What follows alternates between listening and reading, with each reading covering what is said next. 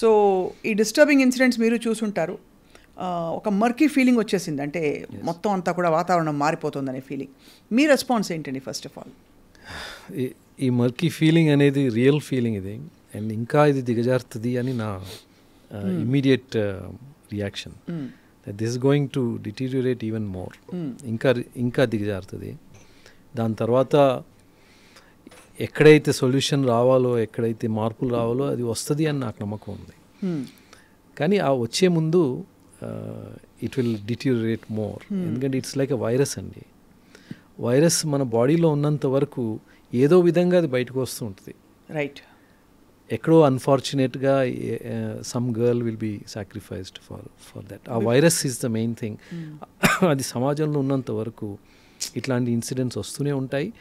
మనం ఇంకా ఇన్ఫ్యాక్ట్ నేను చెప్పాలంటే ఈ ఇన్సిడెంట్స్, నంబర్ ఆఫ్ ఇన్సిడెంట్స్ తక్కువగా మనం కనిపిస్తున్నాయి. యాక్చువల్గా ఇంకా ఎక్కువ జరుగుతున్నాయి, కానీ అవి బయటికి రావట్లేదు. Right. So that is it will డిటీరియోరేట్ even more అని నా వ్యూ. చాలా అన్ఫార్చునేట్లీ ఏంటంటే, అండ్ సర్ప్రైజింగ్లీ ఈ ఇన్సిడెంట్స్ అన్నీ కూడా ఎక్కడో మారుమూల ప్రాంతం, మన ఆదివాసీ తండాలో బోర్డు జరుగుతున్నాయి, ఇలాంటివి వింటూ ఉంటాం.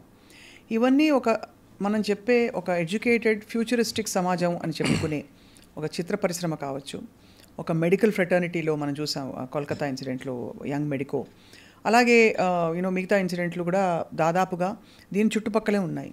అంటే వోకల్గా మాట్లాడచ్చు, ఒక అమ్మాయి వెళ్ళి బయటికి చెప్తుంది అనే పరిస్థితుల్లో కూడా ఒక పురుషుడు తన్ని అబ్యూస్ చేస్తున్నాడో, లేకపోతే హింస పెడుతున్నాడో, లేకపోతే రేప్ చేస్తున్నాడో అంటే ఏంటి అర్థం అండి? మెయిన్ థింగ్ అండి, స్త్రీ అంటే రెస్పెక్ట్ లేదు. And looking down upon a women as nothing bad will happen if you exploit అన్నమాట. సో జనరల్గా మనకు మన ఏన్షియంట్ విజ్డమ్లో ఉన్నదే కదా, 3 గుణాలు ఉంటాయి మనకి: సత్వం, రాజసం, తమసం. ఏమంటారంటే జనరల్గా ప్రతి మనిషిలో ఒకటి డామినేట్ చేస్తుంది. కొందరికి సత్వగుణం ఉంటుంది, కొందరికి రాజసిక్ అంటాం మనం, కొందరికి తమో గుణం ఉంటుంది. Right. So if you see, సత్వం అంటే లూమినాసిటీ, నాలెడ్జ్, పాజిటివ్ నేచర్, చీర్ఫుల్గా ఉండడం, ఎప్పుడు leaning towards positive things, hope, aspiration, strength, courage, ఇది సత్వం. అండ్ నాలెడ్జ్ కూడా, దట్స్ లూమినాసిటీ, వెలుగు. రాజసం is commanding, leading, gathering people, taking them on a big expedition or big project. That's leadership qualities. And తమసం అంటే నెగటివ్ ఫీలింగ్స్, లేజినెస్, సోమరితనం, ఎప్పుడు పెసిమిస్టిక్గా ఆలోచించడం, అండ్ హేట్రెడ్, యాంగర్, జెలసీ, ఇవన్నీ తమసం. This actually symbolises death. తమస్ అంటే డెత్ కూడా, darkness, death. So luminosity on one side, darkness on the other side, మధ్యలో రాజసం. ఒక క్వాలిటీ ఎప్పుడు డామినేట్ చేస్తుంది అని మనకి మన ఓన్ ఫిలాసఫీ చెప్తుంది.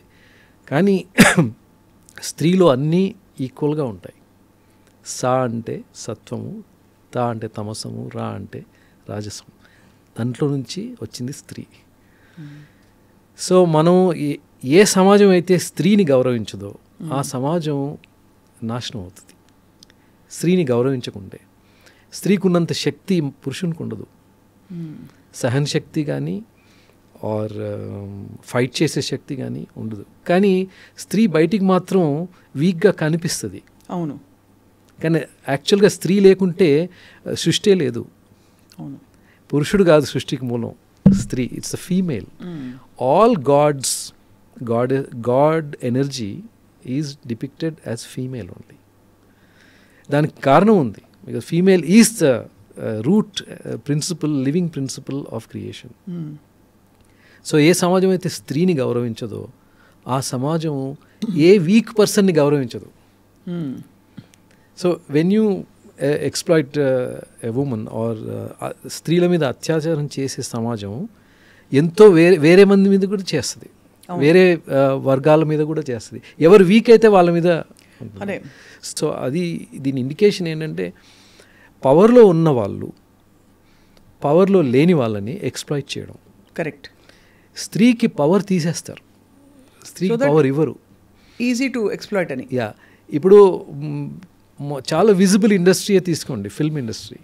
అందులో ఒక పర్టికులర్ ఉమెన్ చాలా ఫేమస్ అయింది అనుకోండి, ఫర్ ఎగ్జాంపుల్, మంచి యాక్టింగ్ చేసి అందరి మెప్పు పొంది అందరిని ఎంటర్టైన్ చేసి ఆర్టిస్టిక్గా చేస్తే సడన్గా ఆమెకు ఆఫర్స్ తగ్గిపోతాయి, ఆమెను ప్రోత్సహించరు. ఏ స్త్రీ అయితే కొంచెం కాలు ఇక్కడ కొంచెం చెయ్యి అక్కడ చూపించి 5 minutes కొరకు వచ్చి టిటిలేట్ చేసి వెళ్ళిపోతుందో వాళ్ళకి ఎక్కువ అవకాశాలు ఇస్తారు. Is it entirely true? అంటే మనకి నటనాపరమైన, because we talk about Mahanati Savitri garu ఉన్నారు, అలాగా ఎగ్జాంపుల్స్ చాలామంది ఉన్నారు విమెన్ సెంట్రిక్గా.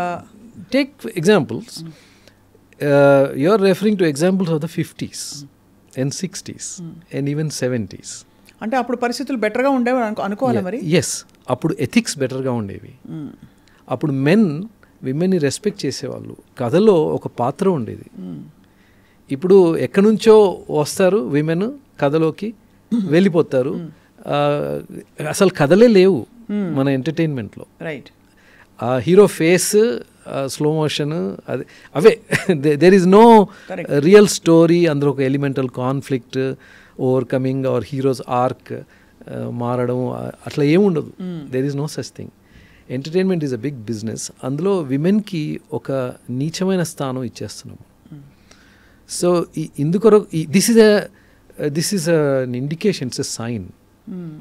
ఇప్పుడు ఒక 16-17-year-old బాయ్ ఆ సినిమాలు చూసి విమెన్ని ఆ విధంగా ట్రీట్ చేస్తున్నాడు.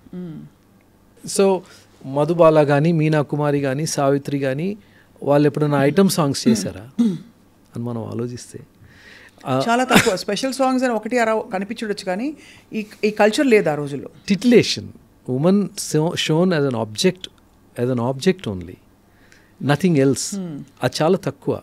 సో సమాజం దిగజారుతున్న కొద్దీ ఈ స్త్రీని ఎక్స్ప్లాయిట్ చేయడం ఇంక్రీజ్ అయిపోతుంది. ఎక్కడో మనం I feel we're confused as a society అండి, బిట్వీన్ ఒక women rights in every possible way, including her sexual rights, that she has a right to be bold, beautiful, తన ఇష్టం ఉంటే ఎక్స్పోజ్ చేసుకుంటుంది, దాందే ఉంది అని ఒకవైపు. ఇంకోవైపు అలా చేసినందుకు అలా పురుషులే చేస్తున్నారు కాబట్టి అక్కడ ఆపరేషన్ అండ్ అక్కడ మహిళను తొక్కేసే ఒక టెండెన్సీ వస్తుంది అని. సో ఈ రెండిట్లో మనం యాక్చువల్గా లిబరేషన్ ఏమిటి, ఎంపవర్మెంట్ ఏంటంటే ఎలా వెతుక్కోవాలి? స్త్రీ పురుషులు, man woman, they are complementary to each other అండి. Like a object and its shadow. Object లేకుంటే షాడో ఉండదు, షాడో ఉందంటే ఆబ్జెక్ట్ ఉందని అర్థం. సో మనం ఒకరిని మైనస్ చేసి ఇంకొకరినే మనం ఎక్స్క్లూజివ్గా పెట్టలేము. Man women together must learn to coexist. Correct. అంతేగాని ఎక్స్క్లూజివ్గా నేను ఒకరికే రైట్స్ ఇస్తాను, ఇంకొకరికి ఏం రైట్స్ ఇవ్వను, అది కూడా తప్పే. ఎవరికి చేసినా అని తప్పే అది. సో మనం సింగులారిటీ ఆర్ సింగులర్ వేగా ఆలోచించడం తప్పు. We have to look at it as a డువలిస్టిక్.